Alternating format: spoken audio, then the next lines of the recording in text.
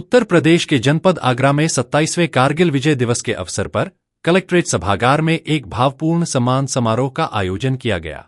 कार्यक्रम की अध्यक्षता जिलाधिकारी मनीष बंसल ने की, जिसमें पूर्व सैनिकों, वीर नारियों और शहीदों के परिजनों को सम्मानित कर उनके अद्वितीय साहस और बलिदान को नमन किया गया। कार्यक्रम के दौरान विभिन्न युद्धों में शहीद हुए वीर जवानों को श्रद्धांजलि अर्पित की गई।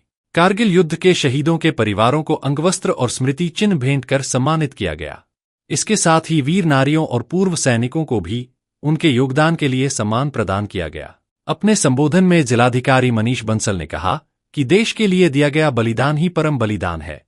उन्होंने कहा कि सीमाओं की रक्षा के लिए अपने प्राण न्योछावर करने वाले वीर जवानों के प्रति देश हमेशा ऋणी रहेगा। कारगिल विजय दिवस केवल एक तिथि नहीं, बल्कि राष्ट्रभक्ति, साहस और सर्वोच्च बलिदान का प्रतीक है। जिलाधिकारी ने पूर्व सैनिकों से आह्वान किया कि वे अपने अनुभव और देशभक्ति की भावना से नई पीढ़ी को प्रेरित करें।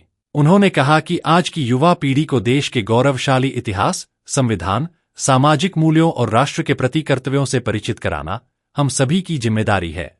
कार्यक्रम में वक्ताओं ने बताया कि 1999 के कारगिल युद्ध में भारतीय सेना ने दुर्गम पहाड़ियों पर अद्वितीय साहस का परिचय देते हुए पाकिस्तानी सैनिकों और घुसपैठियों को खदेड़कर देश की एक एक इंच भूमि को मुक्त कराया था। गोष्ठी में यह भी बताया गया कि कारगिल युद्ध के बाद भारत ने रक्षा तैयारियों को और अधिक मजबूत किया। Chief of defence staff (CDS) की नियुक्ति, तीनों सेनाओं के संयुक्त संचालन, सीमावर्ती क्षेत्रों में सड़क और सुरंग निर्माण, आधुनिक निगरानी प्रणाली तथा आत्मनिर्भर भारत के तहत स्वदेशी रक्षा उत्पादन जैसे कदमों ने देश की सामरिक क्षमता को नई मजबूती दी है।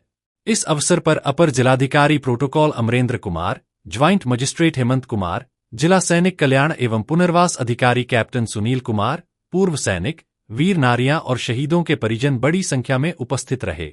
ब्रज दर्पण न्यूज नेटवर्क देश की रक्षा में सर्वोच्च बलिदान देने वाले सभी वीर जवानों को विनम्र श्रद्धांजलि अर्पित करता है तथा पूर्व सैनिकों और वीर नारियों को सादर नमन करता है।